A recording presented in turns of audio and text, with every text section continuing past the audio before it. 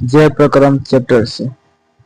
इसमें हम आज 15 क्वेश्चन देखते हैं जिसमें निम्नलिखित है। पहला क्वेश्चन है, पौधों में वाष्पोत्सर्जन किस भाग में होता है? पौधों में वाष्पोत्सर्जन किस भाग में होता है? पहला है जड़, तना, पत्ती, फूल। जिसका आंसर आपके सामने दिया हुआ है सी नंबर, यानी कि पत्ता। वाष्पोत्सर्जन का मतलब क्या है? वाष्पोत्सर्जन का मतलब क्या होता है? जिससे बारिश होने के बाद कोई भी पानी ऊपर चला जाता है। आप देखिए कि बारिश होने के बाद कुछ देर के बाद या फिर कुछ दिनों के बाद धीरे धीरे पानी खत्म हो जाता है, यानी कि वाष्पोत्सर्जन हो जाता है, वाष्प के द्वारा खत्म हो जाता है। ठीक है, अगला देखते हैं दूसरा का। मानव रक्त में उपस्थित यूरिया का सामान्य मात्रा कितनी होती है? यहाँ दिया गया है 100 mg, 20 mg, 30 mg, 40 mg। कितना होता है? आपके सामने दिया हुआ है 20 mg, यानी कि बी नंबर। ठीक है, मानव रक्त में उपस्थित यूरिया का मात्रा कितना होता है?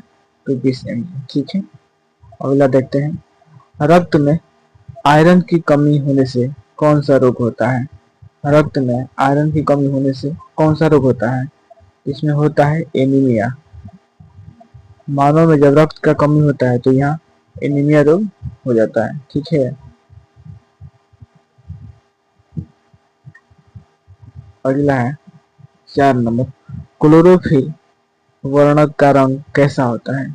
क्लोरोफिल वर्णक का रंग कैसा होता है? तो हरा। ये तो सबको पता होता है। ठीक है, हरा होता है। ठीक है,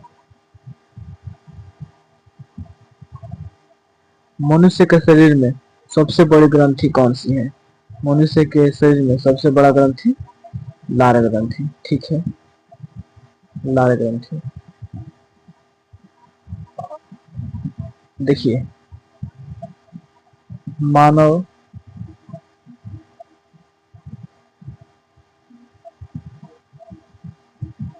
मानव शरीर में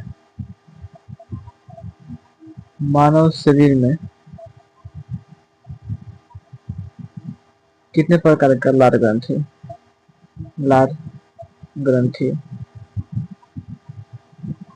कितना होता है? लार ग्रंथि कितना होता है?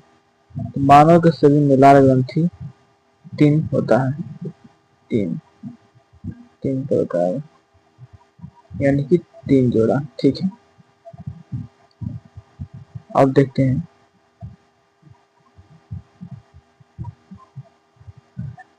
थायरोक्सिन हार्मोन के संश्लेषण में किसका होना आवश्यक है? किसका होना आवश्यक है? तो आयोडीन का होना आवश्यक है। ठीक है, अब देखते हैं। दो तंत्रिका कोशिका के मध्य खाली स्थान को क्या कहते हैं? दो तंत्रिका तंत्र, जिसे ये हो गया, इससे आप देखेंगे ये तंत्रिका तंत्र हो गया, ये यहाँ से होता है। ठीक है, यहाँ से ये हो गया तंत्रिका तंत्र का भाग, और ये आगे होता है। ठीक है, तो यहाँ जो भरल रहता है इसको कहते हैं सिनेप्स। इसी जगह को कहते हैं सिनेप्स। ठीक है, होगा बी नंबर, यानी कि सिनेप्स। ठीक है, अगला देखते हैं 8 नंबर। मुकुलन द्वारा अलैंगिक जनन निम्नलिखित में से किसमें होता है? मुकुलन द्वारा अलैंगिक जनन किसमें होता है? तो ईस्ट में होता है। ठीक है, ईस्ट में होता है। ठीक है, 9 नंबर। पुष्पी पौधों में लैंगिक जनन किसके द्वारा होता है? पुष्पी पौधों में लैंगिक जनन फूलों के द्वारा होता है। ठीक है, फूलों के द्वारा, यहाँ फूल, सी नंबर। ठीक है, अगला देखते हैं। मानव मानव मादा के जनन तंत्र का भाग कौन सा नहीं होता है? मानव मादा में जनन तंत्र का भाग कौन सा नहीं होता है? मानव मादा, मादा यानी जो फीमेल होता है, ठीक है, जो फीमेल यानी कि शुक्राणु। शुक्राणु क्योंकि शुक्राणु किसमें होता है? शुक्राणु होता है मेल में, ठीक है। अगला, अनुवांशिकी का पिता किसे कहा जाता है? अनुवांशिकी का पिता किसे कहता है? तो ग्रेगन जॉन यानी कि मेंटल। मेंटल का सिद्धांत आप पढ़े हैं, जो मटर वटर में होता है ना, तो मटर में कौन सा जीन पाया जाता है, कहाँ कौन सा जीन पाया जाता है, ठीक है। अब यहाँ देखते हैं 12 नंबर, मेंटल ने अपने प्रयोगों के लिए किस पौधों का चयन किया था? या साधारण सा है, आपको पढ़ने को मिला होगा, यानी कि मटर। मटर ए नंबर, मटर, ठीक है। अगला, मनुष्य में कितने जोड़े क्रोमोसोम पाए जाते हैं? ये तो सबको पता है, यानी कि 46, ठीक है, 23 जोड़ा यानी कि 46, 23 जोड़ा। कलर चेंज कर रहे हैं क्या? लग रहा है कि कर लेते हैं, ठीक है।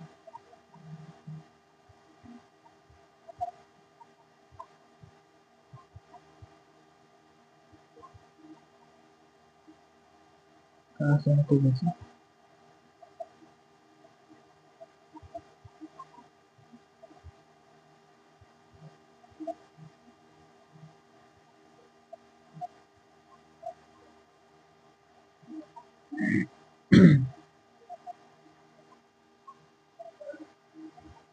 निम्नलिखित में से कौन एक जैव नवीकरणीय पदार्थ है? निम्नलिखित में से कौन एक जैव नवीकरणीय पदार्थ, बताइए। इसमें सबसे जैव क्या है? यहाँ होगा बी नंबर, ठीक है, बी नंबर यानी कि कागज, फलों के छिलके द्वारा। कागज है जैव निम्नीकरण, सॉरी नवीकरण नहीं है, नवीकरण बोलते हैं, जैव निम्नीकरण यानी कि यहाँ है कागज। कागज आपको पता है कागज कैसे बनता है? तो कागज जीव के द्वारा बनता है, यानी कि पेड़ पौधों से बनता है, ठीक है। अगला है लास्ट नंबर, ओजोन परत। ओजोन परत पाई जाती है, कहाँ पाया जाता है ओजोन परत? स्ट्रेटोस्फियर, समतल यानी कि समताप मंडल, ठीक है। चलिए, उम्मीद करते हैं कि आपको अच्छे से समझ में आया होगा। तब तक मिलते हैं अगली वीडियो में, तब तक बने रहिए कमलेश एजुकेशन यूट्यूब चैनल में। धन्यवाद।